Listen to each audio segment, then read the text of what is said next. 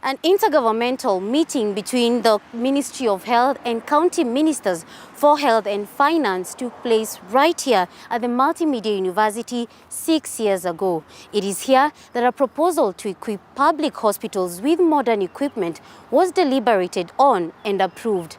However, immediately after, controversy arose.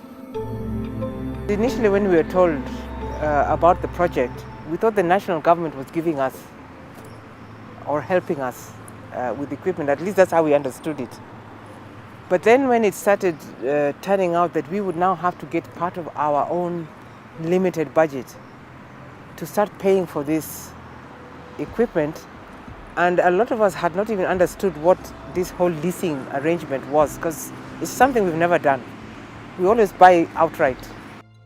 Dr. Elizabeth Ogaja, Kisumu County's immediate former county executive for health, says that she remembers very clearly how the MES deal was sold to her and her colleagues.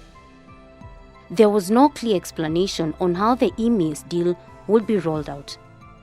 This is repeated in a report on the 2014 intergovernmental meeting, a meeting that she was a part of, which pointed to the lack of clarity as just one of the issues they were facing. The other issue, for instance, would be who would pay for the new shiny equipment. In this section of the report titled Equipping of the Public Hospitals, the Managed Equipment Services Project by the now retired Head of Clinical Services at the Ministry of Health, Dr. John Odondi, reveals that there was actually an initial proposal where the national government was to mobilize resources over a 4-year period. In addition, the project would be fully financed by the national government and was not going to be part of county share revenue. However, that proposal was never implemented because soon after, a new proposed approach, the current MES program running for 7 years with an option of renewal for another 3 years, would then come up. Here's how Kenya's President Uhuru Kenyatta and his Deputy President William Ruto sold the project in 2014. And I want to assure you that this program is fully financed by our national exchequer. The necessary budget arrangements are in place, and this program is not a one-off. Hii equipment tumesema tutalipa kama serikali ya kitaifa. No county government is required to pay a single cent for the equipment that we are supplying. The counties would not only be directed to choose 2 hospitals per county by February 2014, just 3 months after the proposal was agreed upon. It also turns out that by the time of the intergovernmental meeting in 2013, successful bidders had already been identified. The way we are traditionally doing equipment procurement is that we sit with our hospital staff, and they would say that we need equipment X, Y, or Z. And then we'd look at the budget and then, of course, advertise tenders that way. But as far as MES was concerned, we did not actually participate actively as counties in the procurement process. For a project in support of healthcare development in the counties, and one that would apparently be fully financed by the national government, one would assume that the county governments would be fully on board with it.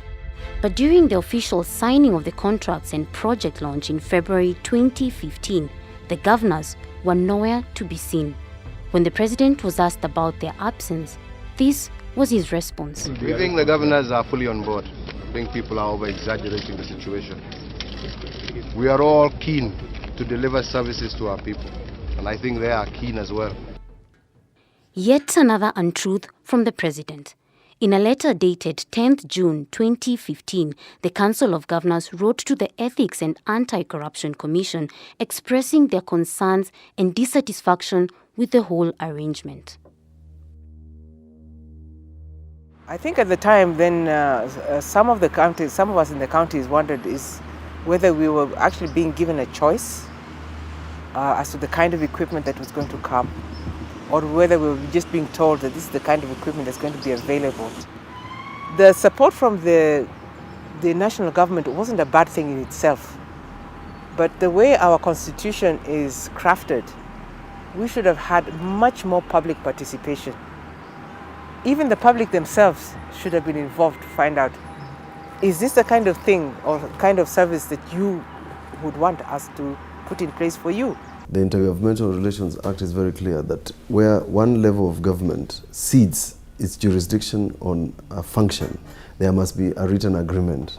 So we asked the CS then, who was the Cabinet Secretary, Mailu, whether there was a contract signed between the national government and county government allowing the national government to purchase equipment on behalf of the county governments on a residual return of jurisdiction to them. That document was not there. Let me break this down a little more.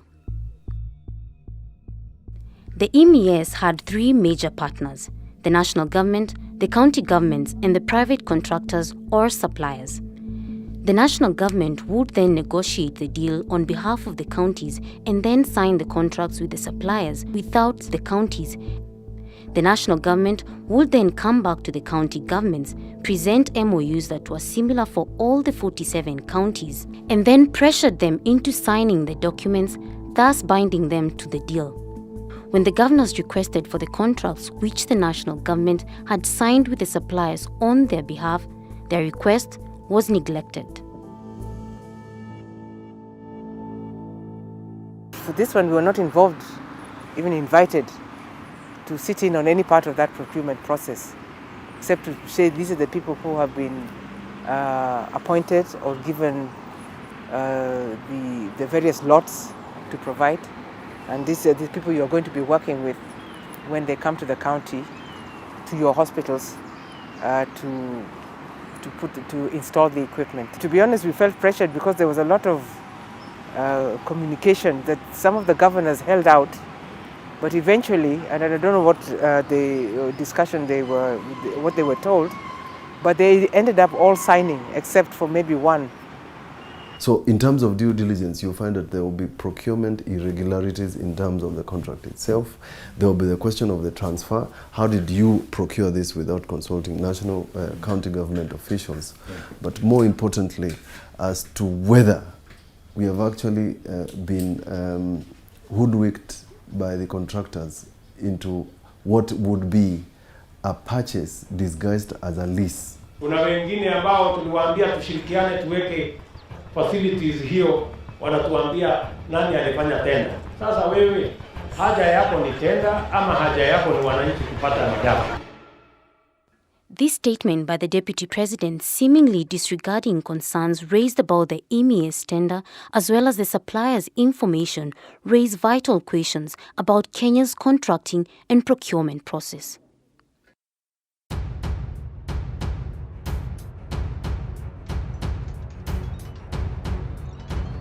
A story of a public finance system that is linked to a web of companies and people with an altogether different motive.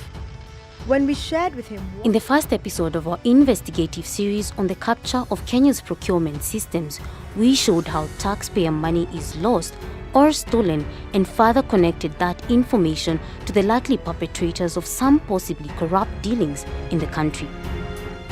We noticed the same in the MES project, this time in payments to companies subcontracted to provide specific products under the scheme. So that's a systems capture, which these people, but this must be people who are very knowledgeable and they knock on the doors and create budgets. The MES program had just 5 contractors, all international companies. But payment data leaked to us from Kenya's public procurement payment system, the Integrated Financial Management System, or IFMIS, led us to a number of local companies. One of them was Angelica Medical Supplies Limited, which was paid 38 million shillings as procurement of consumables for the MES program. Consumables are medical tools used as part of a hospital's environment alongside the equipment purchased. Things like surgical gloves, syringes, and needles. We decided to call this company to find out more. Hello? Yes, how are you? Fine. Yeah, I see you supply medical equipment, right? Yes. And I see there was a payment of 38 million made on 6th June 2017 for the consumables of medical equipment to the Ministry of Health.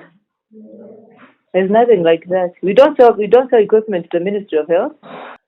We sell consumables, but I can't remember if it was when we sell not MES. They're not MES. There's nothing like MES consumables. That's how they. There's nothing called MES consumables. So if you're honestly on IFMES, that's not the information you have. Although Angelica Medicals Limited denies supplying any MES consumables, back in Longisa County Referral Hospital, we found that they are the suppliers of the hospital's renal unit. This equipment is more than a consumable. It is part of the kind of equipment that one of the companies on the official suppliers list, Belco SRL, an Italian-based company, is supposed to be supplying. According to the government of Kenya's procurement portal, Angelica Medical Limited listed directors are Nicholas Gitonga Matu, Daniel Matu Njuguna, Mary Wanja Ibotu, and Stella Nyamu. How did you start your engagement as KEMSA with Angelica? When being questioned by the Senate Ad Hoc Committee on why Angelica was selected as a sole supplier of MES consumables under a restricted tender, Kenya Medical Supplies Agency, KEMSA, CEO Dr. Jonah Manjari claimed that Angelica was referred to them by Belco. We interacted with the manufacturer and we were directed to their local agent, who is in the first column of the renal consumables. The manufacturer is Belco and the local agent is Angelica Medical Supplies Limited. And as it turns out, Angelica is not the only subcontractor company. There's one particular case of a subcontract in the county of Nyamira. You find that the person who is doing the work in Nyamira is not the original 7 contractors. And therefore, the senator then Nyamira asked the question, on what basis did you subcontract this person, this particular company? So in interrogating those contracts, we want to see the question of subcontracting, whether there is a local company that can manage the consumables, what is being consumed, who are counties engaging with. Are they local contractors here? In normal leasing contracts, you actually pay for the consumables after the fact, not in advance. In this particular case, we are paying for the consumables in advance. You are anticipating breakage. You are anticipating repair. Although Angelica Medical Supplies Limited, among other companies, are subcontracting for the MES program, it is difficult to prove whether these companies are doing businesses with the government lawfully because none of the contracts for the scheme have been made public.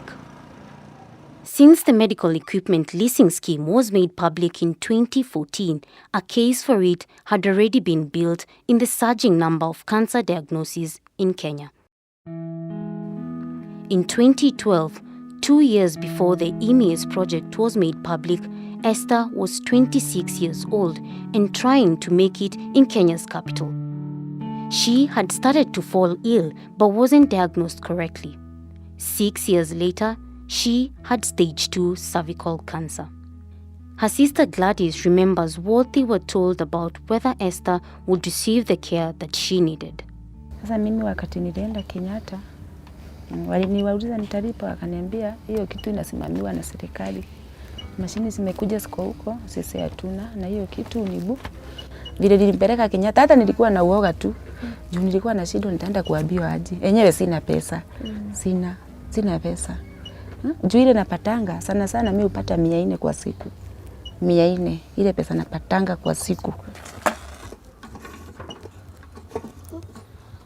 Tunangangana, mimi nikitua nguo hata kama kuna mvua, mimi naamka naenda nafua. Ndio apate nini? Chakula.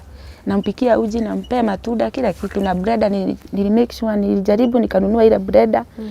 Namfanyia akitaka carrot na bread, cabbage, spinach, zile niliambiwa at least asiishe nguvu kwa mwili. Gladys was struggling, but she was still doing the much that she could to ensure her sister's health did not get worse than it already was. Juu naumwa hata saa siendi choo kubwa.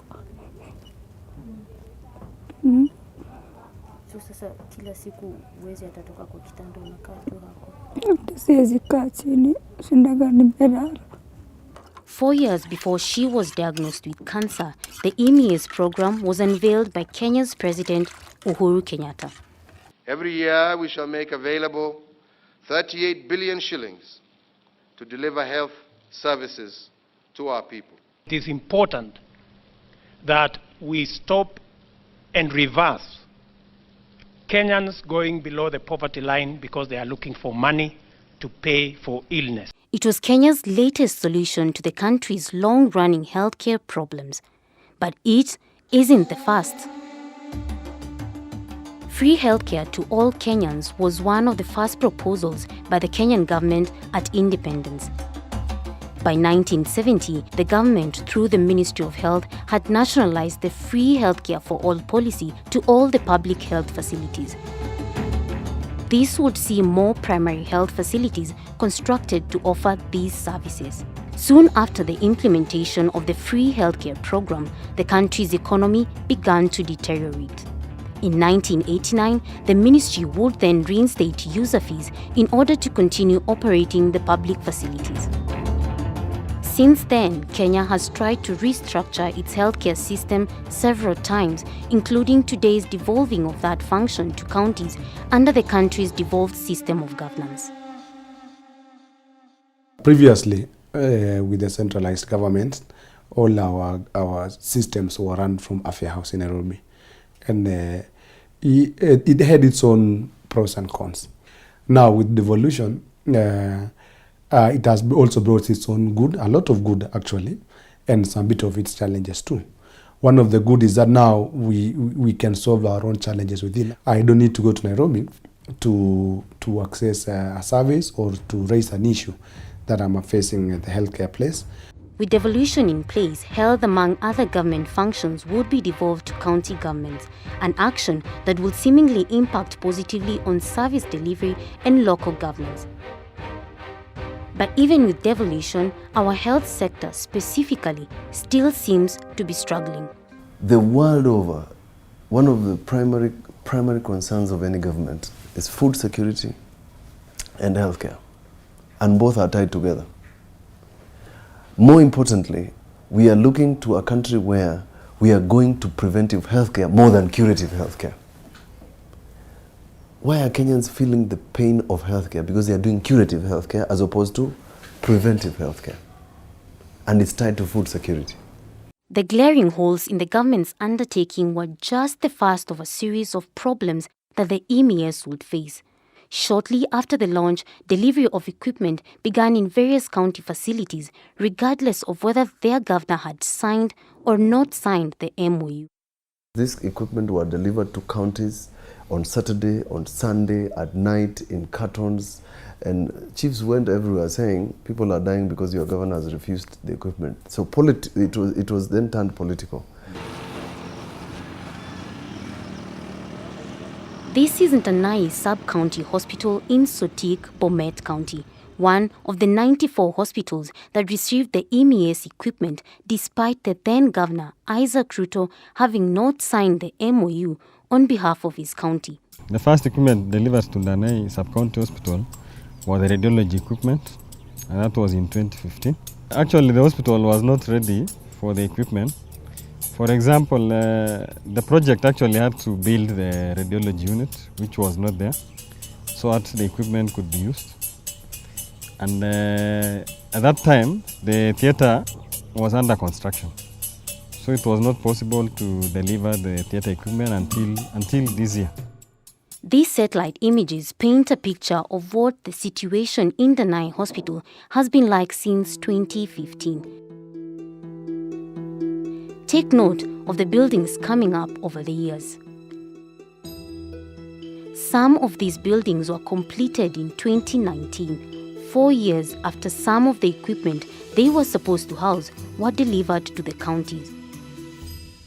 Meanwhile, as Ndanai Hospital faced an infrastructural challenge, Jaramogi Oginga Odinga Referral Hospital in Kisumu County had received an additional 7 ICU beds to the 7 that they had already procured as a county. For example, if you take the ICU nurses, if we have 3 shifts in a day, 24 hours is divided into 3 8-hour shifts. Because of the intensity of the work, you need 2 ICU nurses for each patient bed.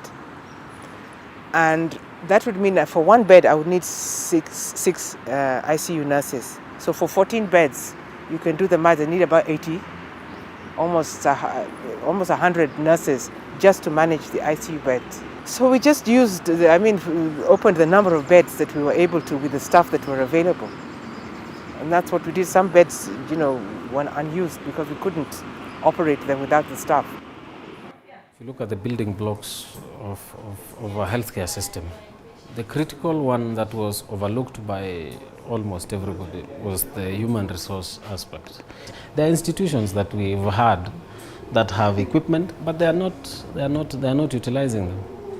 It would have made sense if you give those to other hospitals that are high volume and have people who have been trained to use those ones. Underutilization and in some cases zero utility of the equipment is a problem Dr. Birek admits has kept county health officials worried. What he may not know, however, is that this same problem is actually closer home. A few kilometers from Longisa County Hospital, where he works, Ndanai Hospital holds evidence of this. As we talk now, the CSSD machine is not yet operational because of the issue of power challenge. When was it delivered? When was the CSSD machine was actually delivered at the same time with the radiology equipment.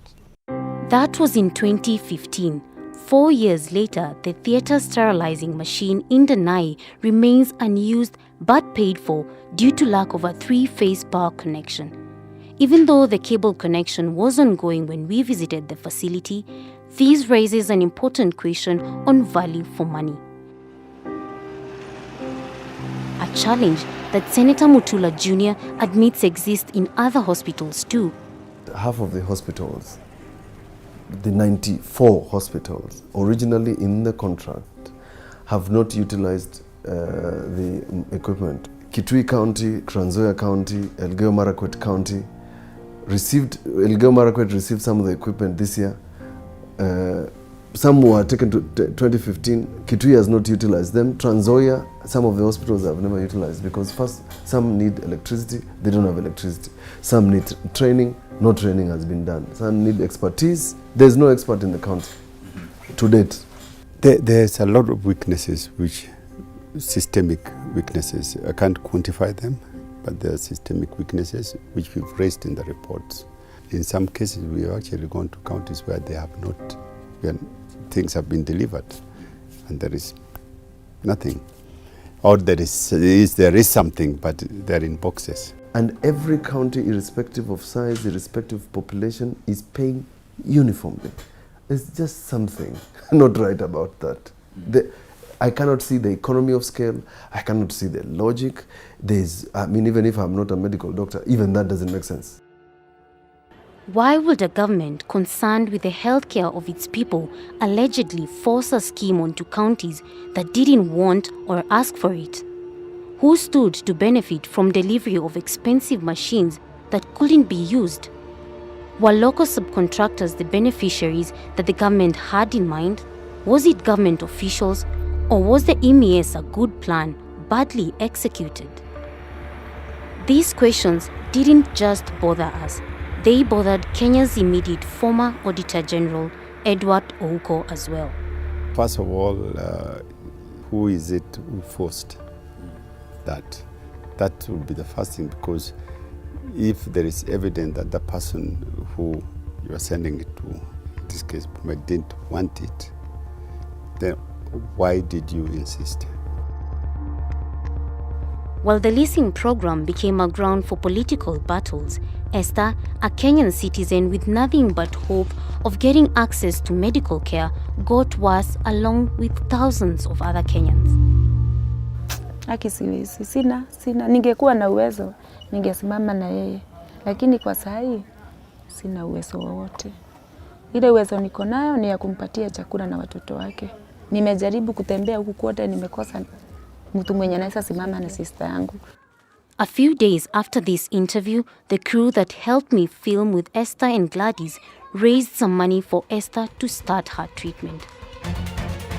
The generosity of strangers had once again swept in to fill a void that stands between the aspirations in Kenya's Bill of Rights and the treatment that Kenyans, especially those with little to spare, receive in government hospitals across the country.